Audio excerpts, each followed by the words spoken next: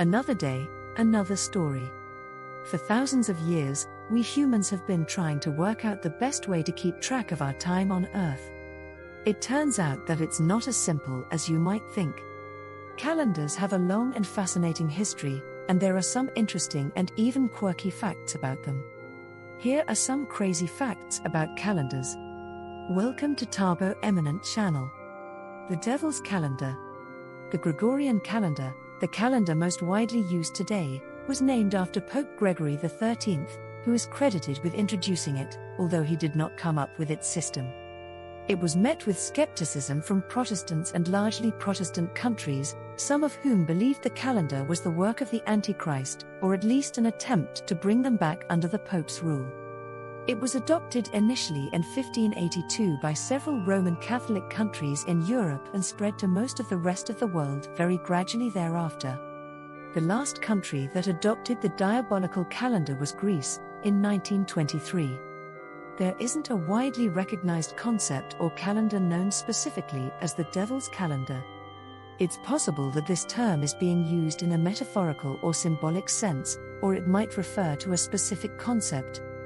If the Devil's Calendar is part of a cultural, religious, or fictional context introduced more recently, I recommend checking the latest sources, books, or online platforms for any new information. The term could be associated with a particular myth, legend, or creative work that emerged. Size to fit. Because of the various gyrations of the universe, Earth moving around the Sun, Earth rotating on its axis, other planets influencing the orbit of Earth, the solar system moving around the galaxy, and so on, it's pretty much impossible to come up with a one-size-fits-all calendar that can be used reliably.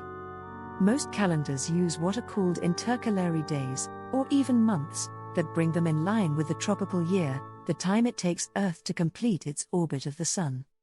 Lunar calendars, which are used in many countries, especially in Asia, require a 13th month to be added every few years. The Mayan calendar had 5 intercalary days that were said to be unlucky and were observed with fasting and sacrifices.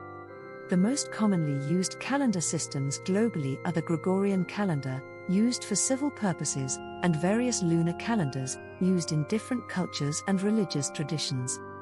These calendars have fixed structures, and their months and days are standardized. If size to fit refers to a specific calendar system or concept developed after my last update, I recommend checking the latest sources, calendars created for specific communities or industries, or any recent developments in calendar design. You may also want to specify the context or origin of the size to fit calendar for more accurate information. Thanks, Latin. You're probably pretty familiar with number prefixes that we use in English: uni, mono, t, tri, hexa, octo, and so on. And many of you have undoubtedly been reciting the Gregorian months of the year since before you could tie your shoes. But did you ever stop to think about how these do not match up at all? The first 8 months are named after various gods, goddesses, festivals, and rulers.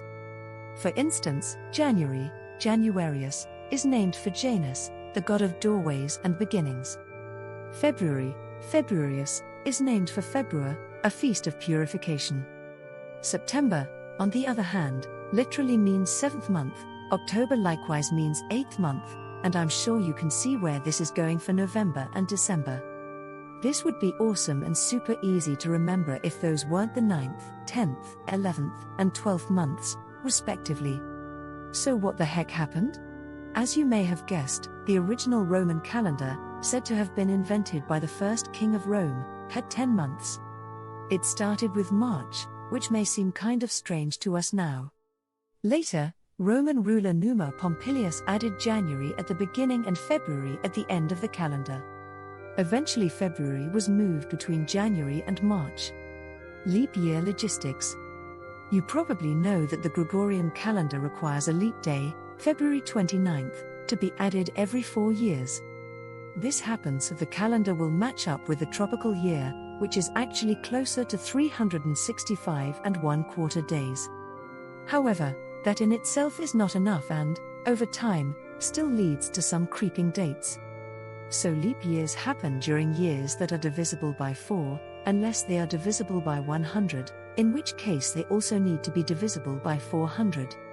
Using this system, the years 1900, 2100, and 2200 are not leap years, but 1600, 2000, and 2400 are. February 30th. Trying to avoid doing something? Set your due date for February 30th. In the Gregorian calendar, as you probably know, all of the months have 30 or 31 days, except February, which has 28 or 29 in a leap year. When the Swedish were changing from the Julian calendar to the Gregorian, however, they ended up with a February 30th. Most countries, in making the switch, sacrificed a whole row of days. The Swedish plan was to make the change gradually, by omitting leap days for 40 years. It was a good plan, if a long one, but ended up being implemented incorrectly because of the Great Northern War. In 1712 the Swedes decided to just restore the Julian calendar by adding the leap days they had taken out, and they ended up with 28 plus 2 days in February. Several decades later the Swedish converted to the Gregorian calendar in the usual way, by taking out the last 11 days of February 1753. February typically has 28 or 29 days, but there is no February 30th in the standard Gregorian calendar that is widely used today. The Gregorian calendar, introduced by Pope Gregory XIII in 1582, is the most widely used calendar system in the world and is used by most countries for civil purposes. The calendar has 12 months, and February is the only month that can have 28 or 29 days, depending on whether it's a leap year or not. Leap years occur approximately every 4 years and involve adding an extra day to February, making it 29 days instead of 28. This extra day is added to keep the calendar year synchronized with the astronomical year. In some historical contexts or in fictional settings, you might come across the concept of a February 30th as a humorous or absurd notion. However, it's important to note that, in reality, February 30th does not exist in the Gregorian calendar. The calendar system is designed to maintain a consistent and predictable structure to track the passage of time. Starting the day right. Nowadays, when time calculations are pretty strictly controlled, we all agree that a new day starts at midnight.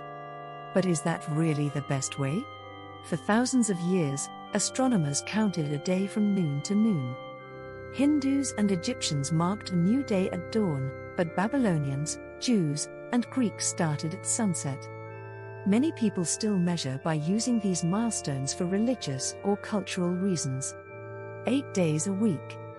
A 7-day week corresponds to about a quarter of a moon cycle, so it has been a feature of many calendars throughout history.